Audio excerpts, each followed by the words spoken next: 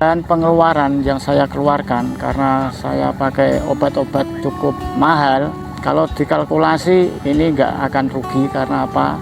Kita hanya membutuhkan 3 atau 4 juta, tapi kita akan dapat keuntungan yang tadinya gabah saya hanya mendapatkan 7 ton per hektar. Dengan adanya obat-obatan ini saya bisa mencapai 10 ton, harga gabah 6.500. Kalau dikalkulasi ini 3 ton kali 6.500, 18 juta lebih ini. Itu akan menambah cukup bagi kami.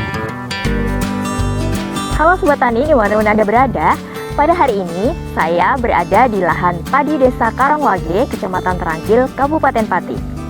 Kebetulan beberapa hari yang lalu, Bupati Pati, Bapak Sudewo STMP, melakukan panen raya di lahan ini. Kenapa lahan ini dipilih sebagai lokasi panen raya? Karena 5 tahun terakhir, rata-rata produksi padi real di lahan Desa Karangwage di atas 8 ton per hektar, bahkan ada yang mencapai 10 ton per hektar. Nah, bagaimana teknis detail mulai dari pengolahan, perawatan, sampai dengan panen? Mari kita simak penuturan Bapak Suyoto, salah satu petani padi Desa Karangwage yang sukses melakukan budidaya tanaman padi dengan hasil panen 10 ton per hektar.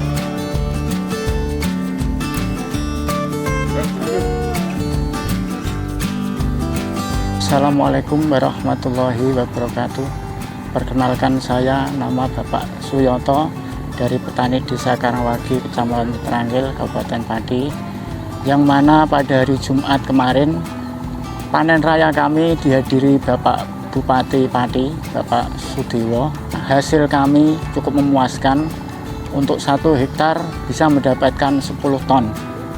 Keberhasilan panen saya yang memuaskan didukung oleh beberapa faktor mengenai pengolahan tanah, juga pemupukan secara baik.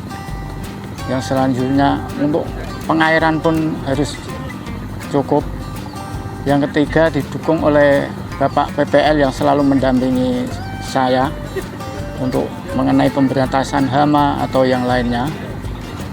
Yang seterusnya mengenai alam juga mendukung, karena apa? Alam adalah yang bisa menciptakan kita seperti ini. Untuk MT1-nya bagaimana, MT2-nya bagaimana, itu tidak lepas dari Bapak PPL yang selalu mendampingi kami. Dan seterusnya untuk masalah pestisida itu bisa berkelanjutan, atau apa yang dibutuhkan oleh tanaman kita, tanaman padi, jangan sampai salah untuk pemberantasan hama. Di sini saya mau bercerita tentang pengolahan tanah. Di sini kalau saya sudah panen, secepatnya tanah ini harus segera diolah. Karena apa? Di sini kan ada jerami, juga ada yang lain lah. Misalnya rumput itu perlu dibasmi dulu. Dan sekarang ini kan teknologi sudah kombi. Jadi kombi ini sampahnya itu bisa jadi tidak bersih, dikarenakan apa? Gabah yang setengah isi ini bisa lepas dari kombi. Jadi ini gabah yang setengah ini bisa tumbuh, dan ini sangat mengganggu kami. Karena apa? Yang benih yang gabah yang tumbuh itu akan sangat mengganggu. Jadi ini sulit dibasmi kalau sudah ada tanamannya padi. Jadi gini, kalau sudah dibajak, dia akan tumbuh benih yang gabah yang tumbuhnya dari kombi tadi. Jadi ini sebelum pembajakan terakhir atau pembuatan ladon yang terakhir, ini disemprot dulu untuk herbisida yang kontak, ini seperti Sidapos, Gramoxone, dan lain-lainnya. Di sini namanya gabah tumbuh yang sudah ada tanamannya padi, ini dinamakan judel, Pak. Judel ini sangat mengganggu sekali, dikarenakan apa? Dia akarnya itu di atas. Jadi kalau kita mupuk padi kita, nanti kalau sudah dipupuk, nanti akan diserap yang namanya judilan dulu. Jadi sangat mengganggu, karena apa? Pupuk ini sangat fungsi sekali untuk tanaman awal kami. Jadi kalau memang ini judilannya ini banyak, sangat mengganggu, otomatis ini pupuknya melebihi batas dari jatah yang kita pakai nanti. Untuk pembuatan persemaian ini banyak tahapan-tahapan Pak. Ini karena menunggu untuk bibit untuk tumbuh ini butuh proses, dan untuk perawatannya itu harus dilakukan dengan teliti. Karena apa?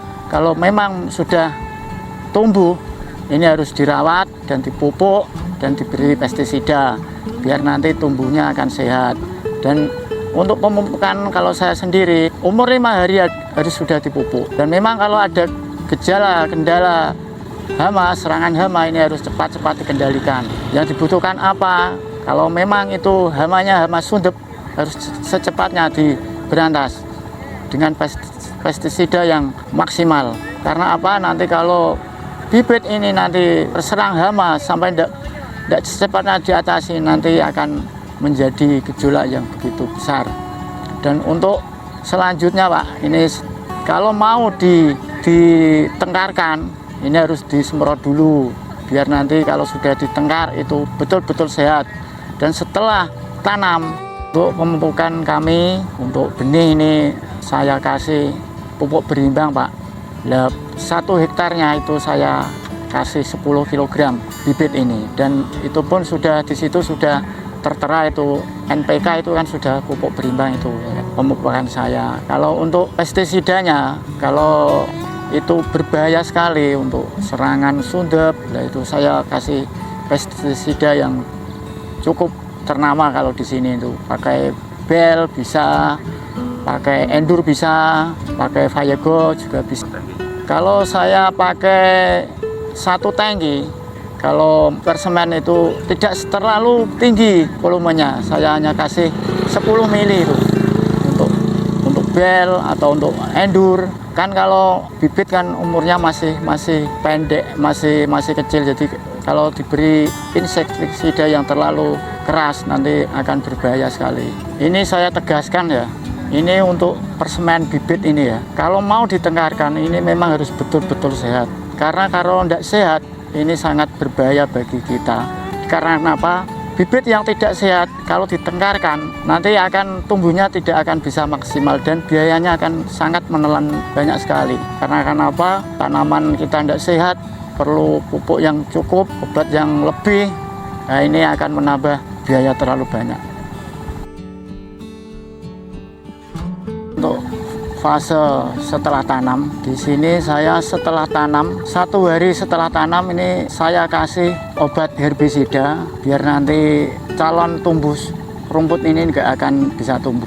Ya, ini untuk pakai herbisida ini saya pakai Erosgul Pak. Nah, ini 1 tangki 16 liter ini saya kasih satu kiping untuk Erosgul. Dan kalau ini dikalkulasi tanah 1 hektar membutuhkan kira-kira 10 tangki. Jadi ini harus dikasih 10 bungkus. Pengendalian weko atau rumput. Yang selanjutnya setelah 2 hari setelah tanam saya kasih pupuk SP36. Karena apa? SP36 ini kalau saya ini untuk bisa menetralkan tanah ini Pak. Untuk memperbaiki unsur tanah yang rusak itu saya kira bisa. Jadi nanti ke depannya ini tanaman padi saya ini bisa tumbuh serempak. Dan untuk selanjutnya untuk umur 10 hari ini sudah saya pupuk lagi, ini pupuk yang kedua yang terdiri dari Urea dan ZA. Karena apa? Kalau Urea ini bisa untuk memperbanyak anakan, juga untuk mempercepat pertumbuhannya. Untuk dosis Urea Pak, ini 1 hektar saya kasih 2 kuintal untuk Urea, untuk ZA saya kasih 1 kuintal ZA. Untuk pemupukan yang selanjutnya atau yang ketiga ini saya tidak menggunakan Urea. Karena apa? Urea ini nanti kalau padi sudah berbuah akan kelihatannya nggak bagus. Karena apa? Kalau Urea ini pasti akan tumbuh subur daun Pak. Jadi saya menggunakan pupuk berimbang. Di sini ada Ponska bersubsidi, kalau saya pakai bersubsidi Pak ini. Untuk saya campur untuk ZA, kalau ini tergantung untuk kondisi tanamannya. Memang kalau dibutuhkan ZA dikasih ZA, kalau enggak semua dikasih NPK biar nanti tanaman itu sehat, kokoh dan tidak mudah diserang oleh hama. Ini di umur 30 hari ke atas. Kalau memang tanaman padi kita membutuhkan pemupukan kembali ini bisa dikasih Pak. Tapi ingat ini karena sudah masa-masa akan bunting, jangan terlalu banyak. Kalau bisa Pak, kalau bisa nih saya anjurkan harus pakai pupuk kalium Pak, ini seperti KCL itu. KCL ini sangat membantu sekali. Selain ini akan tahan terhadap serangan hama, karena kan KCL ini kan pupuk kalium Pak. Ini akan membuat tanaman padi kita kokoh, tidak akan mudah rebah, dan nanti randemen gabahnya pun akan sangat meningkat itu Pak. Kalau memang dibutuhkan, nah ini mohon nih untuk KCL ini memang bagus sekali ini. Tolong ini untuk KCL ini.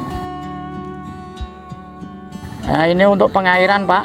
Ini tanaman padi ini harus cukup air. Memang air memang dibutuhkan sekali tanam padi. Yang pertama ini jangan sampai ini air ini telat. Di sini juga tidak begitu membutuhkan banyak sekali, cuma cukup lah. Karena di awal-awal tanam padi ini kalau terlalu kekurangan air ini akan menambah beban. Karena apa? Ini ya akan banyak rumputnya atau gimana ini. Terus yang kedepannya tanaman padi ini sangat rentan sekali. Kalau mungkin kalau tanahnya kering nanti bisa menimbulkan tanah pecah-pecah, ini akan mengganggu atau memperlambat pertumbuhan padi. Dan juga itu pun kalau bisa usahakan tanah itu macak-macak. Jangan sampai kebanyakan, nanti itu berbahaya. Kalau kebanyakan akan banyak timbul masalah-masalah dari jamur, itu bisa. Nah, untuk selanjutnya Pak, ini di umur 40 hari, nah ini sangat harus diperhatikan. Untuk 40 harinya air ini jangan sampai putus Pak ini. Karena apa? Di sini itu tanaman padi memang membutuhkan air. Karena apa? Ini memasak untuk nutrisi dan akan menciptakan perbuahan ini. Jadi ini betul-betul diperhatikan. Nah setelah padi kita bunting, nah ini yang sangat harus diperhatikan Pak. Jangan sampai itu kekeringan, itu tanahnya harus basah terus. Tapi ya itu tadi, jangan sampai kebanyakan. Ini sangat mengganggu kalau kebanyakan. Dan untuk selanjutnya Pak, ini kalau sudah terjadi jebrol, mulai keluar malainya, ini harus dikontrol. Ini jangan sampai itu tadi kebanyakan. Yang selanjutnya ini nanti kalau sudah padi betul-betul sudah terisi, sudah agak menguning, ini harus secepatnya air ini dikurangi biar nanti kepadatan bulir gabah ini akan bisa terpenuhi semua, bisa katakanlah randemennya nanti bisa bagus. Untuk fase yang selanjutnya itu pengendalian hama. Di sini saya menggunakan metode yang berbeda-beda. Karena apa? Memang ini menurut hama yang akan dibasmi. Di sini kan banyak sekali itu hama itu. Mungkin ada sundep, ada kepek dan lainnya. Di sini saya kalau memang hama ini antara musuh alami dengan hamanya itu banyak musuh alami, saya pertahankan dulu. Karena apa? Kalau kita sepatnya menyemprot, ini ya, kedua itu untuk biayanya sudah diperhitungkan. Kalau memang harus segera disemprot, harus segera disemprot. Karena apa? Kalau di sini untuk pengendalian hama itu telat, nah ini nanti bisa berbahaya dan akan menimbulkan kefatalan untuk tanam padi. Nah untuk selanjutnya mungkin karena kondisi tanah atau gimana kurang bagus, ya ini bisa dikasih obat cair atau pupuk cair. Kalau memang itu tanamannya asam, ini harus segera cepat diatasi biar nanti tumbuhnya bisa bersamaan dan panennya akan bisa bagus. Jadi kita banyak menggunakan obat-obat yang menunjang dari kebutuhan tanaman padi kita. Ya kalau di sini kok memang tanamannya asam, di sini saya pakai produk Bayer itu Ambisen, itu saya kasih 75 itu Bapak PPL itu sudah menganjurkan kalau memang tidak berbahaya itu dikasih lebih, tidak apa-apa, biar nanti akan cepat segera teratasi untuk asam-asaman itu. Dan langkah-langkah yang berikutnya ini di fase-fase yang berikutnya ini mungkin sangat dibutuhkan. Karena apa? Tanaman semakin besar, ini harus cukup perawatan. Jadi hama-hama ini harus diperhatikan, jangan sampai kita telat. Kalau nanti telat itu nanti berbahaya juga. Dan untuk kelanjutannya ini umur-umur yang sudah menginjak dewasa, ini tanaman padi harus betul-betul sehat, nanti bisa menghasilkan yang cukup memuaskan. Jadi ini untuk obat kita harus ditunjang dengan nutrisi yang nantinya akan berbuah dengan baik dan nanti bisa menghasilkan dengan maksimal. Ini lanjut Pak, ini untuk pengendalian hama. Ini kalau saya itu, menurut saya ini harus betul-betul diamati dan harus dicermati. Ini untuk serangan-serangan hama yang akan begitu fatal, ini harus segera diatasi. Kalau ini memang sundep, harus dibasmi secara insentif. Karena apa? Sundep ini berbahaya, nanti kalau sampai terlanjur nih bisa hasilnya kurang maksimal. Dan di sini saya kalau sundep pakai Endur itu Pak, itu obat yang saya kira itu cukup mampu untuk mengendalikan sundep. Kalau memang itu ada wereng, saya kasih Fixalon itu. Kalau di umur-umur awal, kalau di umur-umur akhir di sini karena Fixalon itu berbahaya sekali untuk kesehatan, jadi nanti dipending dulu obat-obat yang lain itu yang bisa mengendalikan wereng coklat. Jadi kalau mau dibutuhkan ini untuk obat ini tidak hanya satu obat, dikarenakan apa? Ini menghemat tenaga atau biaya. Ini untuk penyemprotan ini bisa 2 atau 3 insektisida yang berbeda-beda dan jenisnya. Untuk campuran-campuran terdiri dari di situ ada antrakol, ada ambition, itu bisa dicampur sekali pakai 1 tangki itu. Jadi kita bisa menghemat tenaga dan biaya itu untuk penyemprotan. Untuk penyemprotan yang kedua ini, kalau saya ini pakai umur tanaman padi Pak. Kalau memang sudah 45 hari saya sudah tidak pakai ambition atau antrakol. Di sini menggunakan yang pakai nutrisi Pak, seperti Nativo dari Bayer itu bagus itu untuk nutrisi, biar nanti ini buahnya akan banyak dan baik. Jadi ini saya pakai Nativo ini tidak hanya 1 kali, ini bisa 2 atau 3 kali. Karena apa? Nativo ini yang sudah dilengkapi JPT ini bagus sekali ini untuk pertumbuhan atau untuk perbuahan, ini sangat bagus. Dan nanti kalau sudah umur 60 hari ini saya sudah tidak pakai Nativo, dan untuk selanjutnya ini saya pakai fungisida lain yang khusus untuk buah, atau kalau di sini tuh biar randemennya nanti bagus atau isiannya itu bagus, ini saya pakai produk lain dan itu sangat saya butuhkan itu. Seperti saya pakai Amistar Top atau pakai Turbinol, itu melihat ini tanaman yang dibutuhkan. Ini untuk kelanjutan, ini untuk penyemprotan yang sudah ada padinya, ini harus diperhatikan, jangan asal nyemprot karena kita itu akan nanti berbahaya kalau nyemprot itu berlarut, sudah matahari sudah tinggi. Ya usahakan itu jam 9 ke atas jangan sampai nyemprot. Dan ini obat-obat yang harus dibutuhkan karena ini harus pakai nutrisi, juga ada fungisida dan lain-lain. Nah ini bisa dituangkan di situ Pak. Ini ada fungisida, bisa nanti melihat itu kalau ada memang hama itu harus hamanya apa, nah, itu bisa dicampur di situ Pak. Dan untuk pengendaliannya Pak, ini harus itu tadi jangan sampai nyemprotnya itu terlalu siang itu. Kalau sudah jam 10 sudah harus berakhir itu. Karena apa?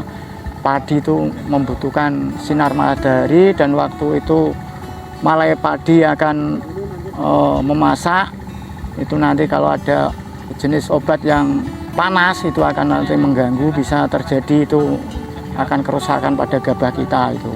Kalau saya ini sudah mau nyemprot padi harus bersiap-siap betul itu. Untuk airnya apa yang dibutuhkan tuh harus sudah siap semua, dan obat-obat yang sudah dipersiapkan seperti tadi Natevo, ada fungisida lain seperti menguatkan randemen, yang lain-lain seperti jangan sampai aja terjadinya timbulnya jamur, yaitu harus dituangkan di situ, Pak. Ini kembali untuk pengendalian hama ini. Ini hama itu tidak hanya wereng dan sundep. Kalau sudah ada padi ini ya juga ada hama ini. Seperti contoh ini hama burung ini.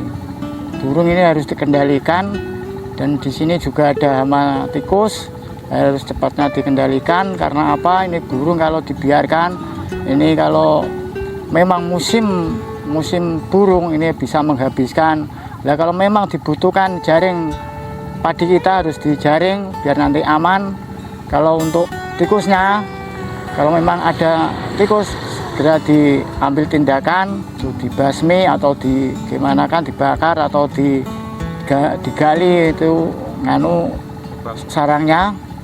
Ya, ini biar nanti hasil kita maksimal, karena modal kita juga banyak. Ya, modal itu modal pinjam dari BRI. Nah, jadi kita harus betul-betul bekerja keras. Juga doa itu juga menunjang.